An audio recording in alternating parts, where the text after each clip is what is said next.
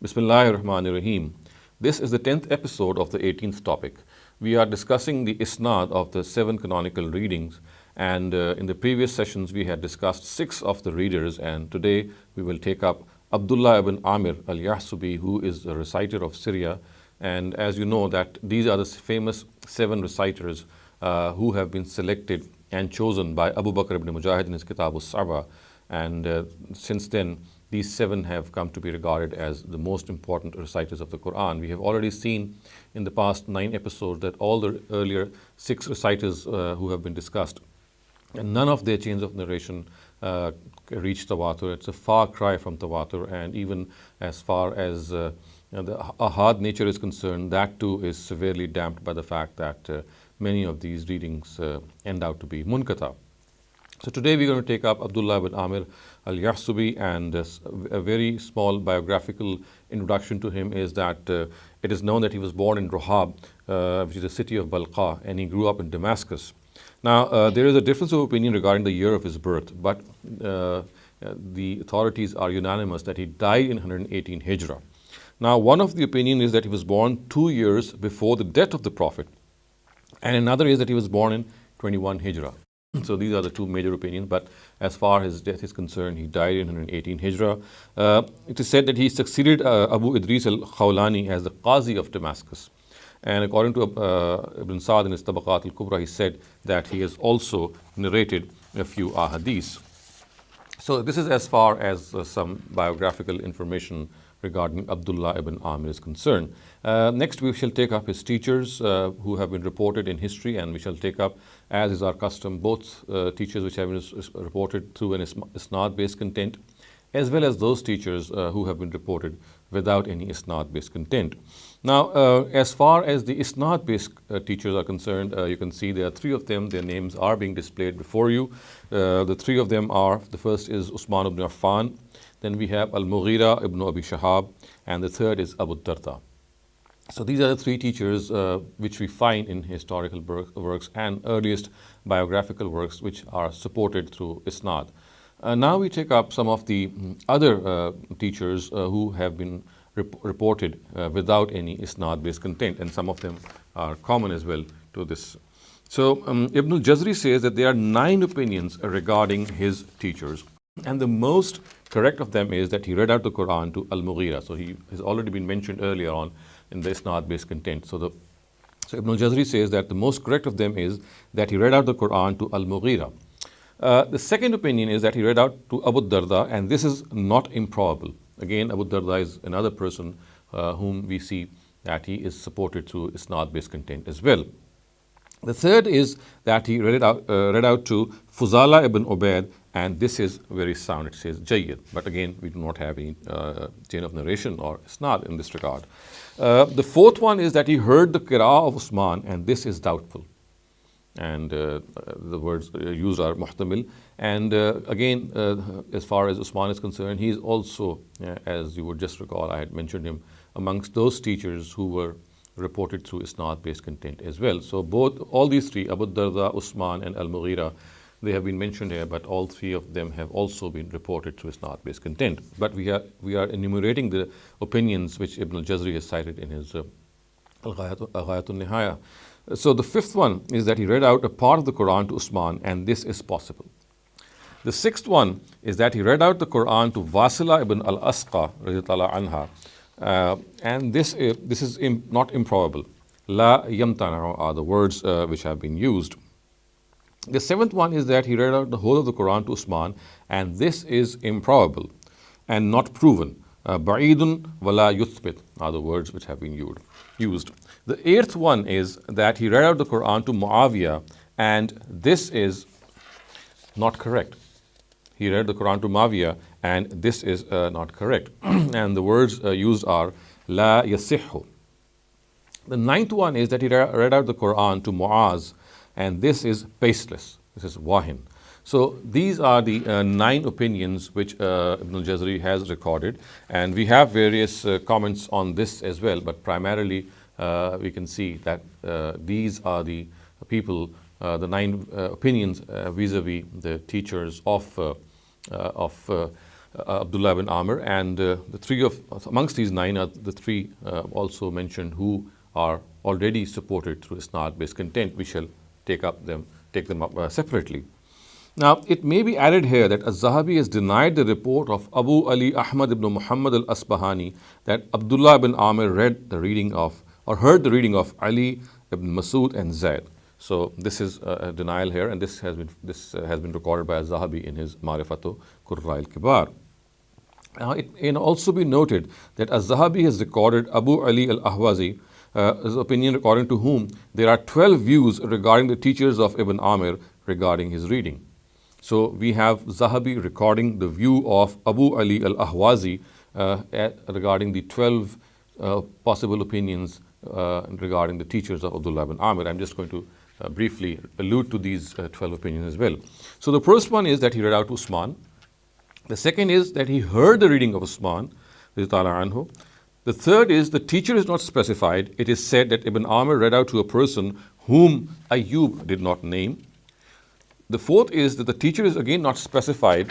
It is said that Ibn Amir read out to a person who read out to Usman. The fifth opinion is Al-Mughira ibn Abi Shahab. He is again one of those mentioned amongst these isnad-based content. The sixth one is Abu Darda radhiyallahu anhu. Again, he is one of those people who have been mentioned in the isnad-based content. The seventh is Muaz ibn Jabal. The eighth is Fuzala ibn Ubaid. The ninth is that he was the originator of his reading and did not name his teacher and said that this is the reading of the people of Syria. So he was in fact the originator of his reading. The 10th is Muawiyah radhiyallahu anhu. The 11th is Wasila ibn al-Asqa, and the 12th is Wasila ibn al-Asqa and Muawiyah. They have been stated together. So this is what Abu Ali al-Ahwazi has reported, but I have already reported the severe jarh on him earlier on when we were discussing Abu Amr ibn al-Ula. So therefore, amongst these opinions that he has named, only those opinions can be regarded to be of any substance in which we find corroboration from some of the other authorities. So you can clearly see that the problem here is that Abu Ali al-Ahwazi is a person who cannot be trusted, and if he has enumerated these 11 or 12 opinions, then only those of these opinions shall stand or carry any weight which have been reported by other reliable authorities.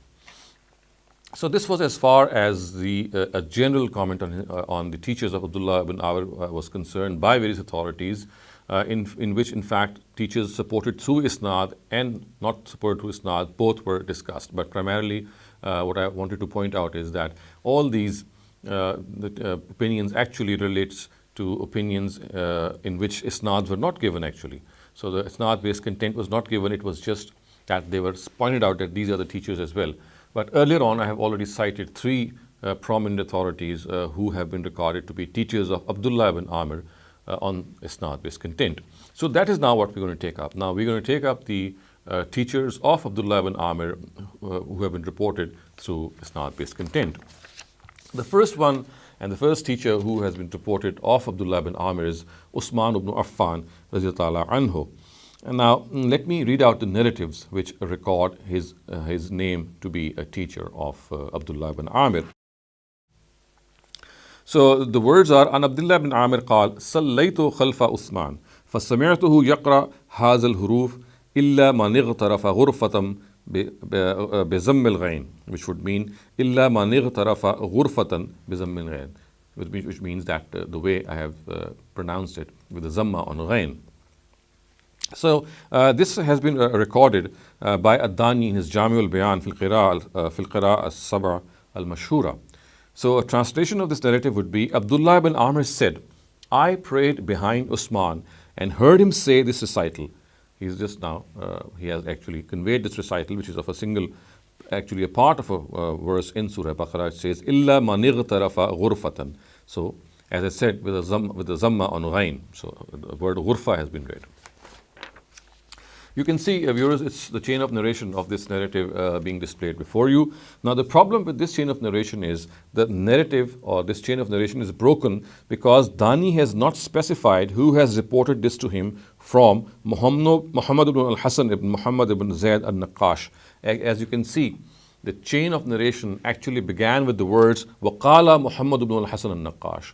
So and Muhammad ibn Hasan al-Naqash actually died in 351 Hijrah. So that's an important point to know and to note. And whereas Dani was born in 371 Hijrah. So if Dani has reported this narrative without any intermediary between him and al-Naqash, so we can clearly see a case of inqita here, because Dani was not even born when Naqash had died. And Naqash had already died, and Dani was born actually approximately 20 years later. So this is a basic flaw in this narrative. Now, another jarh which is recorded about the latter by Az-Zahabi is that Talha ibn Muhammad ibn Shahid says that he lies in hadith. So we are discussing Muhammad ibn Ziyad al-Naqash. Al-Hasan, actually his name is Muhammad ibn al-Hasan ibn Muhammad ibn Ziyad al-Naqash. He is the person from whom Dani has recorded without specifying who the person is between him and al-Naqash. Now we are discussing the jarh on Naqash himself, and this has been pointed out by Zahabi in his Mizan al-I'tidal. So he says that Talha ibn Muhammad ibn Shahid says that he lies in hadith and storytelling has overwhelmed him. Al-Barqani opines that every narrative of al-Naqash is munkar. Abul Qasim expresses the view that the tafsir of al-Naqash called Shifa us-Sudur, which means healer of hearts, is actually Ishka us-Sudur, which would mean hardener of hearts. Instead of healing hearts, it hardens the hearts. And does not in any way heal the heart. That is what he has said. And Az-Zahabi goes on to say, again in his Tazkiratul Huffaz, that this comment of Abul Qasim is because of the concocted narratives found in this tafsir. So the reason that Abul Qasim expresses this is that there are a number of concocted, fabricated, made up narratives in this tafsir. Az-Zahabi also says that in spite of his high stature, he is matrukul hadith and his situation is worse in qira'ah. And obviously when he says that he's matrukul hadith, it refers to hadith, but he says that in the case of qira'at, he's even worse. He further records the opinion of Al-Khatib, who says that his narratives contain manakir. So this is as far as Naqash is concerned. Let us now move on to the next narrative. And viewers, this narrative has been recorded by Ad-Dani also in his Jami al-Bayan fil Qira'a as-Sab'a al-Mashhura. So the narrative says, قال حدثنا الوليد بن مسلم عن يحيى بن الحارث عن Abdullah ibn Amir أنه قرأ على عثمان. So Al-Walid ibn Muslim narrate to us, actually his words have been reported by Hisham ibn Ammar. So we can say that Hisham actually said that Al-Walid ibn Muslim narrated to us from Yahya ibn al-Haris, who reported from Abdullah ibn Amir that he, or Abdullah ibn Amir, read out the Qur'an to Usman radiyallahu anhu. Now you can see the chain of narration of this narrative being displayed before you. Now, while commenting on the above report, Ad-Dani writes, now I'm just going to cite Ad-Dani, what he has written in this regard. He says, هَكَذَا قَالَ هِشَامًا عَنِ الْوَلِيدِ وَخَالَفَهُ عَنْهُ إِسْحَاقُ ibn Abi Israel فَوَافَقَ عِرَاقًا عَلَى رَوَايَتِهِ. Now this is something which we must note, it is very important. And the simple translation of this would be that this is what is reported by Hisham from Al-Walid. The fact that he has directly Abdullah ibn Amir has directly read from Usman. But Ishaq ibn Abi Israel has reported from Al-Walid, the same person. So Al-Walid is the person from whom Hisham has reported that he read out, that Abdullah ibn Amir read out the Quran directly to Usman. But there's another report which has been reported by Ishaq ibn Abi Israel from Walid, which is contrary to this. And in this contrary report, Ishaq and Iraq is another person, they are both unanimous that Abdullah ibn Amr actually read out to Al-Mughira and Al-Mughira read out to Usman. So we can see that there is an initial difference here which has been recorded, that there is one narrator who says that it is Abdullah ibn Amr who directly read out to Usman, but we have another person telling us from the same person, actually the person who's reporting initially is Walid ibn Muslim. But from him, one authority says that he read out directly, and that is actually what has been reported by Hisham from Al-Walid. But When Ishaq ibn Abi Israel reports from Al-Walid, he says, no, it's actually Abdullah ibn Amir reading out first to Al-Mughira, so we have someone in between, and then Al-Mughira actually reading out to Usman. Now, Ad-Dani also records a narrative in which Hisham ibn Ammar says that the narrative of Iraq ibn Khalid from Yahya ibn al-Haris, who reports from Abdullah ibn Amr, is more correct than the one in which Al-Walid ibn Muslim reports from Yahya ibn al-Haris, who reports from Abdullah ibn Amr. So this is because the latter actually states that Abdullah ibn Amr read out the Quran to Usman, and the former states that Abdullah ibn Amr read out to Al-Mughira, who read out to Usman. So this is something which we just need to keep in mind, that as far as the sounder report is concerned, which Dani has recorded while commenting on these, is that the sounder one is the one which says that actually Abdullah ibn Amr read out to Mughira and Mughira read out to Usman. But besides this fact, let us now discuss the weakness found in the chain of narration of this narrative. Now, the first important thing, viewers, here is that there's no tawseeq available on Ibrahim ibn Abbad at-Tamimi. Now you can see that his name is being indicated by an arrow, red arrow. So Ibrahim ibn Abbad at-Tamimi, there is no tawseeq available on him, and since we do not positively know whether he can be regarded as a reliable narrator or not, we cannot consign him to the reliable category, and therefore we have to consign him to the majhul category. Now it may also be noted that Ibn al-Jazri mentions him as a separate entry. It is evident from Ibn Asakir's description about him that he is actually majhulul an as well, because the only person to narrate from him is Abu Ishaq Ibrahim ibn Abdul Razak, and he is presumably mentioned as Abu Abdul Razak in the same isnad that we have just indicated. So he actually, Ibn Asakir actually says that he is majhulul ayn because it's just a single person narrates from him, from Ibrahim ibn Abbad at-Tamimi. Now, the other problem, viewers, in this chain of narration is that Hisham ibn Ammar, as you can see that he also figures in the chain of narration, he was stricken with a bad memory in his later age, in his old age, and therefore had become unreliable at that time. But we cannot ascertain from our given sources at this time whether Ibrahim ibn Abbad heard from him before this time or after this time. Now you can see from the chain of narration that Ibrahim ibn Abbad at-Tamimi, who himself is suspect, but he has heard from Hisham ibn Ammar, but we cannot ascertain when was this time, whether it was in the time when Hisham was stricken with a bad memory in his old age or whether it was earlier.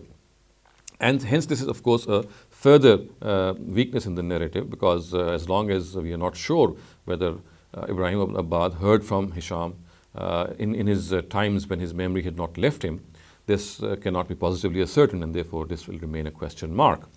Moreover, viewers, Hisham ibn Ammar himself is a person who is suspect, and I would now like to let you know some of the comments of Al-Mizzi on his personality, which he has recorded in his Tehzib al-Kamal. So Abu Dawud says that Hisham has narrated 400 narratives supported by Isnad which have no basis. Abu Hatim says that when he grew old, he was afflicted with a bad memory and would narrate everything that was given to him, and every time he was suggested something, he would accept it without investigation. And the words are kullama luqqina talaqqana. So whenever he would be suggested something, he would just report it further without investigating whether it was correct or not. Az-Zahabi records about Hisham ibn Ammar that he narrates uncommon things, and the words are lahu ma yunkar, and this Az-Zahabi has recorded in his Mizan al-I'tidal. Viewers, let us now move on to the next person who has been reported as the teacher of Abdullah ibn Amr. We have just discussed Usman ibn Affan as the first teacher, who has been discussed as a person who has been reported in biographical works, in historical works, on the basis of an isnad. We now come to Al-Mughira ibn Abi Shihab, who died in 91 Hijrah.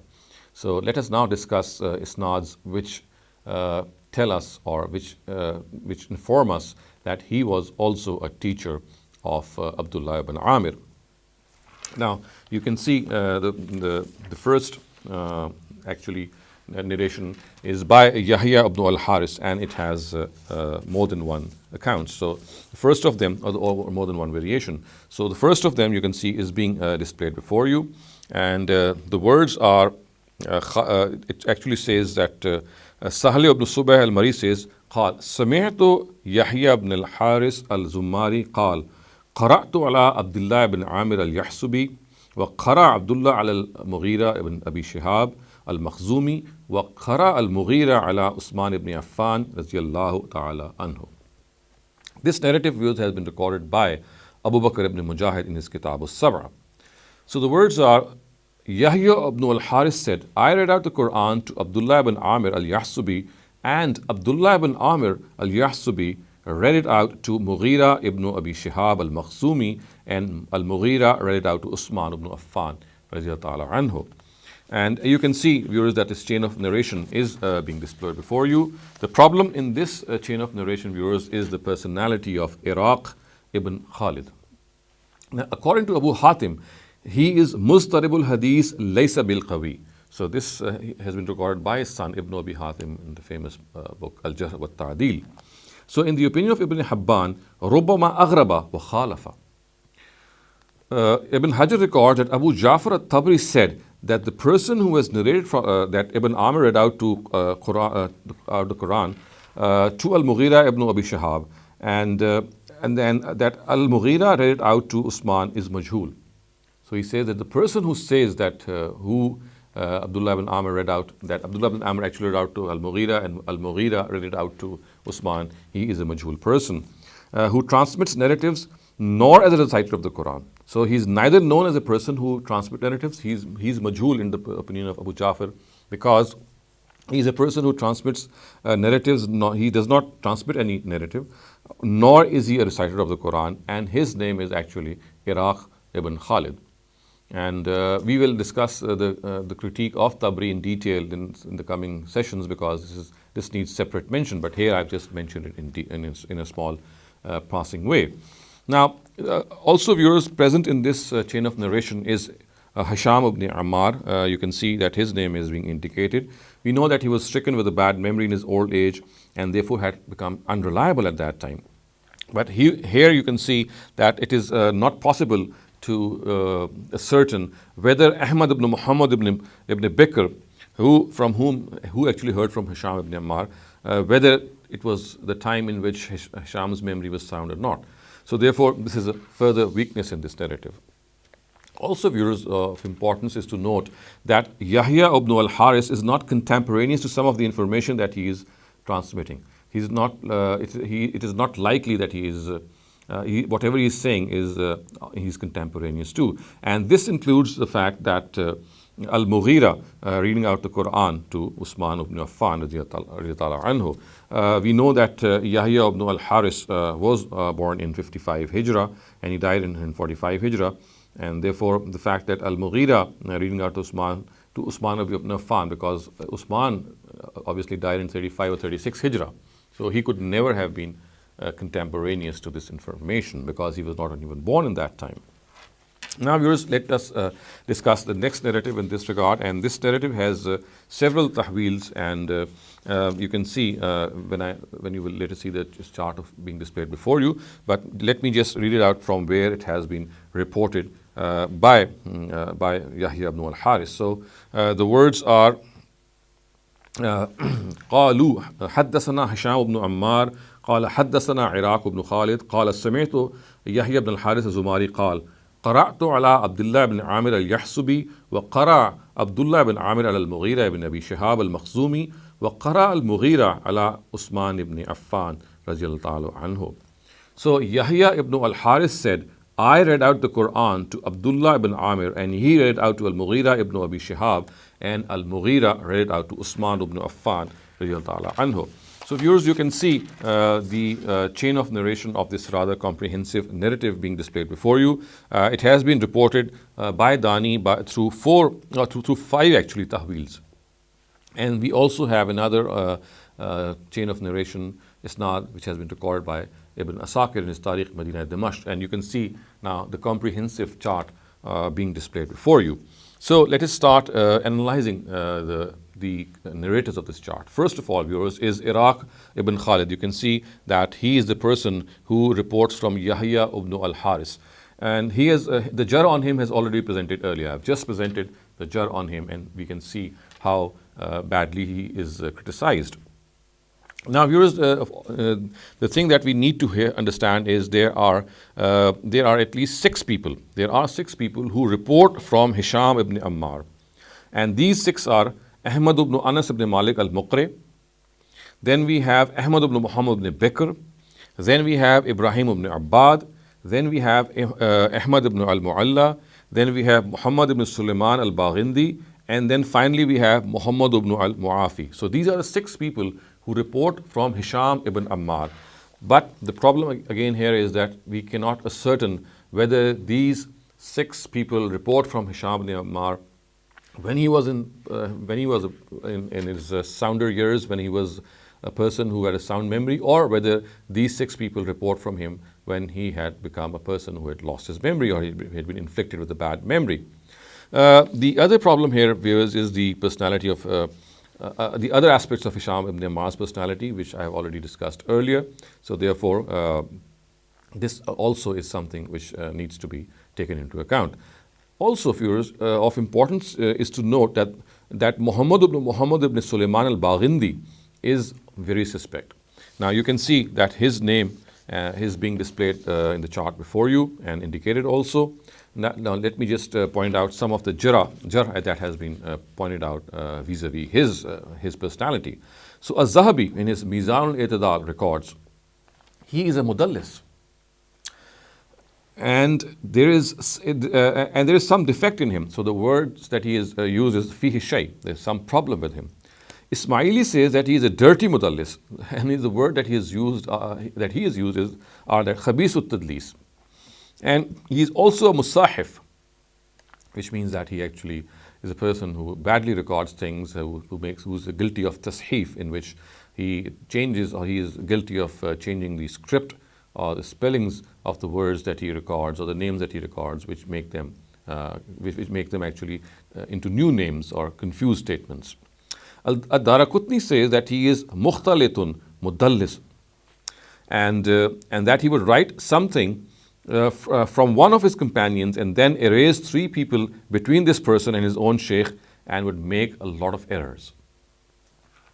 Ibrahim al-Asbahani is of the opinion that he is a great liar. He is a kazzab. Now it may further be noted, viewers, that there is no tawseeq available on Ibrahim ibn Abbad at-Tamimi. Therefore he is majhul.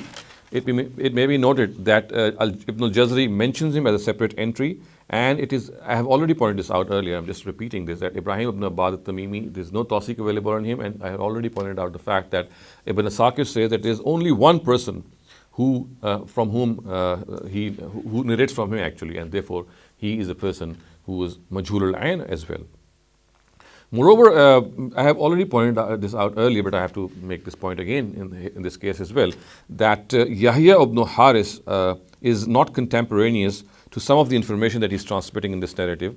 We know that he was born in 55 Hijrah, Yahya ibn Haris, but the problem here is that he is saying that Mughira, who died in 91 Hijrah, read it out to Usman ibn Affan. So he, of course, could not have been contemporaneous to this information because Usman died in 35 Hijrah, 36 Hijrah, and Yahya ibn Haris actually was born in 55 Hijrah. So 20 years were between the two. And there's no way in the world that he could have reported this without someone else reporting it to him. He was not a direct witness to this event. So this is the problem, viewers, as far as this narrative is concerned. Let us move on to the next narrative in this regard. And if you recall, we are discussing the second of teachers of Abdullah ibn Amir, and he is Al-Mughira ibn Abi Shihab.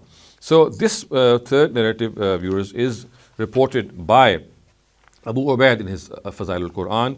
You can see that it's a chain of the narrative being displayed before you. I'm going to read it from where it is reported. So it says, سمعت يحيى بن الحارث الزماري يقول كنت ختمت القرآن على عبد الله بن عامر اليحسبي وقرأه عبد الله بن عامر على المغيرة بن أبي شهاب المخزومي وقرأه المغيرة على عثمان بن عفان ليس بينه وبينه أحد. So Yahya ibn al-Harith said, I finished the Quran with Abdullah ibn Amir and he read it out to Al-Mughira ibn Abi Shihab, and Al-Mughira read it out to Usman ibn Affan, and there was none between them. This has been recorded by Abu Bakr ibn Mujahid. You can see its chain of narration now being displayed before you, viewers. And the problem with this chain of narration, viewers, is that the existence of Iraq ibn Khalid. And we have already presented, I have already presented the jar on him. Now, the other problem, viewers, here is that it cannot be ascertained whether Abu Ubaid heard from Hisham ibn Ammar before he was stricken with a bad memory in his old age. So again, since in this narrative you can see that Hisham ibn Ammar is actually reporting this narrative, and he's reporting this narrative from Iraq ibn Khalid, but we cannot know whether Abu Ubaid heard this narrative from Hisham ibn Ammar when Hisham had a sound memory or not. So therefore, this is a further weakness in this narrative as well. Or furthermore, viewers, as is the case with the previous narrative, here again we find that Yahya ibn al-Haris is transmitting some information to which is not contemporaneous to, and the most important in this is that Al-Mughira ibn Abi Shihab read out the Qur'an to Usman ibn Affan. So as I just pointed out, Usman died in 36 Hijrah and Yahya ibn Haris was born in 55 or 56 Hijrah. So therefore, the fact that Mughira read out the Quran to Usman ibn Affan is something to which Yahya would never have been contemporaneous to, because he was not even born at that time. 20 years elapsed between Usman's death and his own birth, and Yahya's birth.